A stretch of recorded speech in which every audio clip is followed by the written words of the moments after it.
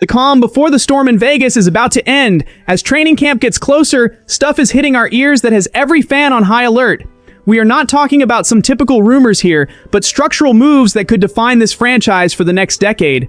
There is a real tension between the experience the front office wants and the raw potential begging for a spot on the field. You ready to see what is actually going on behind the curtain? Then drop a like and stay until the end, because this could change everything. Hope? That is one word that defines the mood in Vegas right now. The arrival of Klint Kubiak as OC is not just a name change at the top of the ladder, it is a promise of a tactical overhaul, and the focal point of it all, our ground game. According to reports, the front office is betting everything on Kubiak's ability to turn a unit that struggled like hell in 2025 into a dominant force. But is just a change in coaching enough, or are we ignoring deeper structural problems? The aggressive investment in the offensive line, with the arrival of Tyler Linderbaum and Spencer Burford in free agency, shows that John Spytek got the message. They brought in real guys to protect the quarterback and, mostly, to open up lanes. Drafting Trey Zune 3 in 2026 reinforces that strategy. It is a clear commitment to trenches first. But watch out. Names on paper do not win games. And the fans, who have seen so many promises fade, are starting to ask, if the line was the problem, are these signings going to fix it or just sweep the dirt under the rug? And then we have the case of Ashton Jeanty. He is coming off a season that, let's be honest, was rough. He put up a 70.4 PFF grade, which is not bad, but it is not what we expect from a first-round talent. With 975 rushing yards and 5 touchdowns, he forced 61 missed tackles, which shows he has insane talent. But he didn't hit the 1,000-yard mark. Why? The answer might be the protection.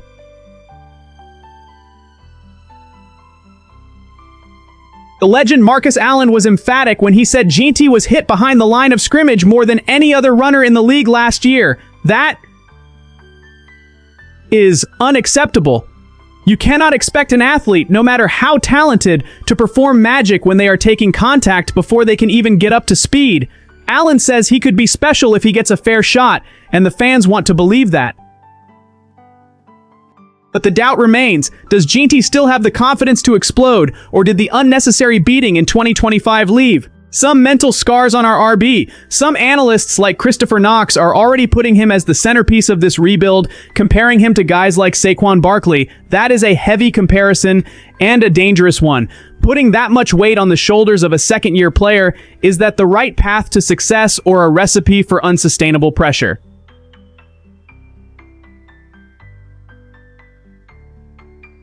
If Kubiak's system does not work, we are going to see Jeanty forcing plays and taking risks he shouldn't, and don't forget, Mike Washington Jr. is still there. He needs room to work too. If the O-line doesn't create consistent running lanes, we will have 2 elite athletes fighting for scraps.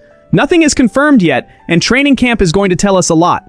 But if the ground game doesn't click in the first few weeks, we are looking at an identity crisis that not even the best strategy in the world can fix. The question that won't go away is, was the problem the game plan, or is it the lack of chemistry between this new group of players?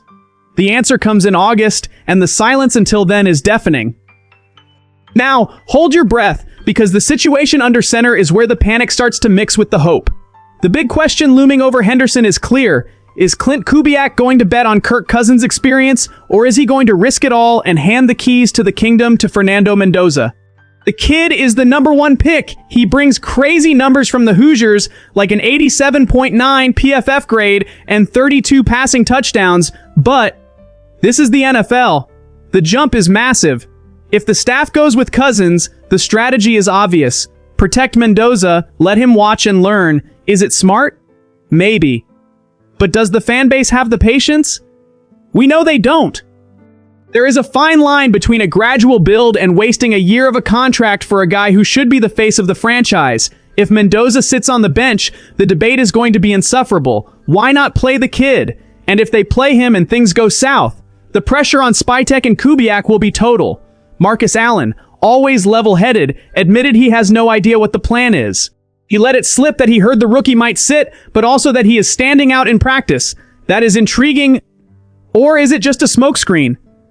Nothing confirmed, but the talk that he could get real snaps right away is gaining steam.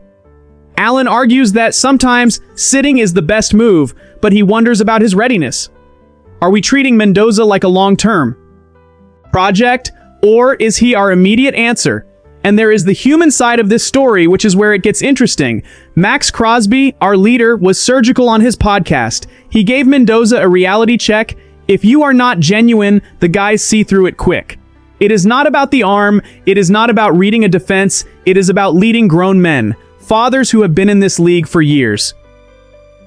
Crosby knows what he is talking about. He even calls himself a bit of a wild card, but authenticity is the only currency that matters in the Raiders' locker room. Mendoza has the talent. The PFF proves that. But does he have the skin to take the hits when a losing streak comes knocking? The transition from college idol to leader of a professional team is brutal. If he is forced in too early, without the pieces to help him succeed, we might be burning our future quarterback's confidence. It is a high-stakes chess match. The question remains, is Kubiak's system simple enough for a rookie, or does it demand the complexity that only a vet like Cousins can handle? What happens if Mendoza looks better in practice, but the coaching staff decides to keep the hierarchy because they are being conservative? The fans are going to be begging for him. And if the vet gets benched for a rookie, what happens to the locker room chemistry?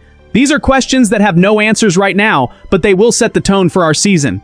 The uncertainty is real, and one wrong move here could cost this rebuild its soul. But hold on, because what is coming next changes everything. Training camp is right there, just 17 days away, and the media microscope is pointed directly at a position that, according to reports, is going to define the efficiency of Klint Kubiak's offense, the tight ends. We are talking about a unit that, if it works, can be the backbone of our whole strategy. If it fails, the whole system collapses. General Manager John Spytek has a massive puzzle on his hands with the August 30th deadline to set the final roster. Brock Bowers is, no doubt, our crown jewel. Just 2 seasons in, he is already considered the best in the league at his position. But here is a question, are we underestimating the weight of that expectation? He is a generational talent, someone headed to the Hall of Fame, but carrying an entire offense can be dangerous. If he is the only reliable target, opposing defensive coordinators are going to double-team him every single play. How is he going to react to that kind of constant attention? His genius is undeniable, but nobody is unbeatable alone. And what about Michael Mayer? This is where it gets dramatic. He came in as the steal of the draft, the big hope, but the reality has been tough. Injuries, low numbers, and now a shadow hanging over his future. They say he is under a microscope more than ever. That is a major red flag. If Mayer doesn't break out now in the first few weeks, are we looking at a high-level bust or an inevitable trade? The pressure is at the ceiling, and he needs to answer on the field, or his time in Vegas might be coming to an end. The battle for the third tight end is where the drama gets really interesting. Ian Thomas has the edge right now because of his blocking, which, let's be honest, is what keeps the offense moving in the trenches. But Carter Runyon, man, that name is intriguing. He is more athletic, has surprising hands, and according to speculation, is working his way up to steal that spot. Thomas is the solid vet, but Runyon represents the future. What does the staff value more right now? The safety of what we know, or the calculated risk of a young talent on the rise? And we can't ignore the Connor Hayward factor. The flexibility he brings as a fullback and tight end gives Kubiak an ace up his sleeve. If he can fill the role of a fourth tight end, that opens up a precious spot in other areas of the roster. It is a tactical chess game where every move counts. Nothing is confirmed yet, but rumors say this training camp battle will be the highlight of the preseason. Will the conservative style win out, or will we see a shakeup in the receiving corps? The uncertainty is in the air and the fans are split. It is a fierce competition, and anyone who isn't ready for the impact is going to get left behind.